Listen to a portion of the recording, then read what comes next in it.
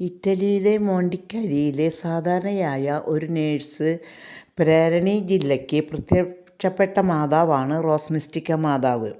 ലോകത്തിൻ്റെ പല ഭാഗത്തും റോസ് മിസ്റ്റിക്ക മാതാവ് പ്രത്യക്ഷപ്പെട്ട് പല അനുഗ്രഹങ്ങൾ നൽകിയിട്ടുണ്ട്. മാതാവിൻ്റെ നെഞ്ചിൽ 3 റോസാപ്പൂക്കൾ കാണാം.